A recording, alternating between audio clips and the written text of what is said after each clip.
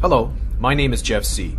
I'm an independent blogger and media analyst who runs an alternative YouTube channel called FreeRadioRevolution. My specialty is to break down events that are reported by the corporate media and try to expose the truth behind these events and what they really are about. I started covering Sandy Hook right after the event occurred. At first I reacted like many, with grief and anger. But my focus quickly shifted to all the inconsistencies of the official story and the complete ineptitude of the corporate media in investigating the alleged shooting. One of the very first characters that caught my attention was none other than Gene Rosen, a retired pet sitter who had become the focal point of numerous corporate media stories on Sandy Hook. You need way more room 'cause your heart's too big for your house.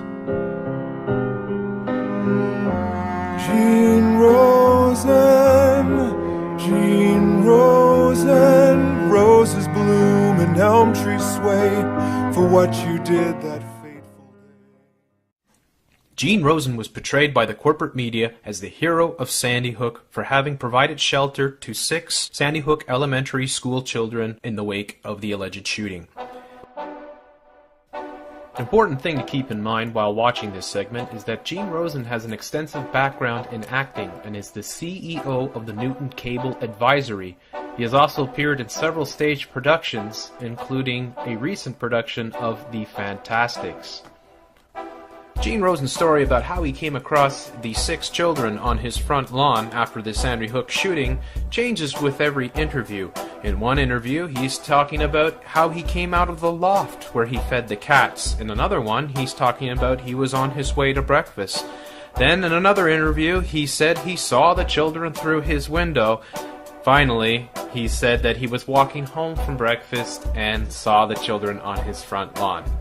Upon approaching the children, Gene makes reference to a man speaking kind of harshly in some interviews as well as a school bus driver, while in other interviews, Gene completely omits the man speaking kind of harshly to the children. And I saw a man talking to them in a very harsh way, and he seemed agitated. He kept saying, "It's going to be all right, it's going to be all right." One would assume with Gene's background as being a psychologist who worked at the Newtown Fairfield State Hospital that he would be able to count. Unfortunately, according to the official report, the bus driver, who Gene constantly refers to, claims that only 4 children were brought to Gene Rosen's house. Gene Rosen's account of what the children told him about their traumatic experience seems very scripted and poorly acted out. Watch all the theatrics he puts into describing the kids who had allegedly just witnessed their beloved teacher, Victoria Soto, get shot, and take note of the multiple inconsistencies. I can't go back to the school. We can't go back to the school. We can't go back to the school. We don't have a teacher. We don't have a teacher. Mrs. Soto, Mrs. Soto, Mrs. Soto is dead. There's blood. She had blood in her mouth and she fell, and there was 2 guns, a big gun and a small gun. I can't go back to the school. I can't go back to the school. I don't have a teacher. I don't have a teacher. And then the other boy said, "Mrs. Soto, my teacher's been shot." I could not fathom this. I could not imagine what they were talking about. I could not fathom in my mind what had happened. Equally puzzling is what Gene did with the children that came to his house. Either the parents came and picked them up, or some of them went to the firehouse, or all of them went to the firehouse. Either way, Gene goes out of his way to illustrate the joy that the parents had when they came to the house. Explain to me what that moment was like.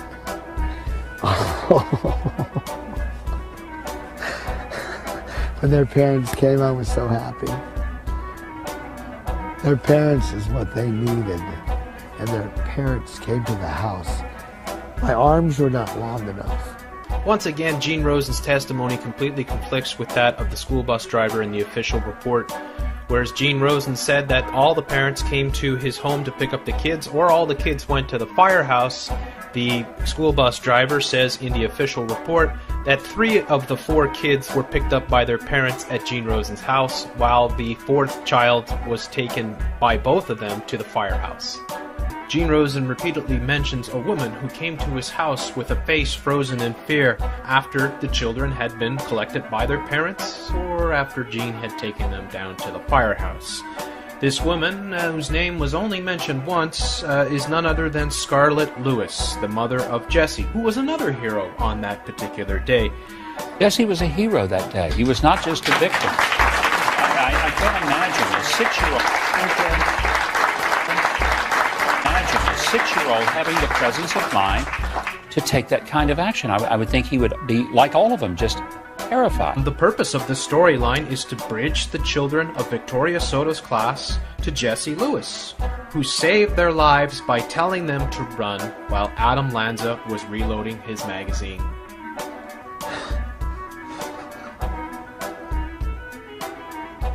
This was the worst thing that happened. This beautiful woman came to my door.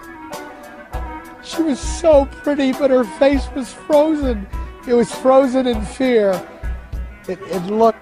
And so, trusty Gene Rosen, the former psychologist and theater actor, has his entire story debunked neatly by the helicopter footage that was filmed on the morning of the shooting at 10:30 a.m. One can clearly see Mr. Rosen bumbling around, perhaps even reciting his lines. There's even a brief interview which he gives which proves that he was there, which of course means that he couldn't have been at his home with the children, nor could he have been there to receive Scarlett Lewis. I want to hold them. I want to be with them. I want to tell them that there is light after the darkness. We have already established that Gene Rosen has an acting background. So would it surprise you if we have confirmed evidence that Rosen was indeed acting throughout all of his interviews? Let's take a look at one video in particular. It's a Gene Rosen video that is not from a news outlet, but was uploaded to the internet nonetheless. In this video, Gene is caught rehearsing his lines. Let's check it out. School bus driver picked them up. I think she had just let off some kids or was in the area. And they came inside the house and they started talking about blood coming out of her mouth. And they said, "What are we going to do for a teacher? Our teacher's dead." Matt, I mean, they were so distraught. As you've seen from the video, it was the cameraman who corrected Gene. How could a cameraman correct the person talking unless the entire thing was scripted? In case you didn't catch it, the reason why the cameraman corrected Gene was because in this version of the story, Gene states that the children immediately started talking about their teacher dying as they entered the house. It was at this point when the cameraman whispers no, and Gene waves his arms up in the air and states, Matt, I mean. In his mainstream media interviews, Gene changes the script by stating that the kids didn't tell him about the teacher dying until 15 to 20 minutes after their stay in his house. How did you first learn, and it was 4 little girls and 2 little boys, that they had just run, literally, from Victoria Soto's classroom, a teacher who was killed in front of them? I didn't learn about it till around 15 minutes or 20 minutes into their stay at my house. The obvious reason why the cameraman and Gene are flustered is because Gene would be negligent if he didn't immediately call 911 after hearing the news of a shooting in which a teacher was shot dead. Even though his story is ridiculous as it is, it would hold zero ground if he had done nothing but have the kids play with toys while knowing their teacher was murdered. Who is this Matt guy anyway? Was it him who uploaded the video to the internet? And why did he do it? Gene was literally caught in the act lying. He provided statements to the police. If he is caught deliberately providing false statements, he could be charged with criminal acts for filing false reports and obstruction of justice, just to name a few. Not only that, but donation sites were put up in his name. He collected money based on the scripted statement. He was also spotted walking around at the firehouse. Could it be that he was rehearsing his lines there as well? Is there anyone out there that believes the school bus driver picked up a random assortment of kids after school was in session and then bypasses the firehouse and proceeds to drop them off on a stranger's lawn? Then go inside to drink juice and play with toys instead of calling the police?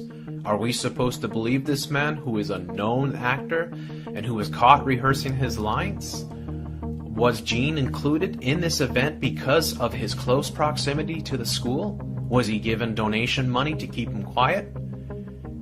In a fair and just society, we could present these questions and the obvious discrepancies of Gene's testimonies to the justice system.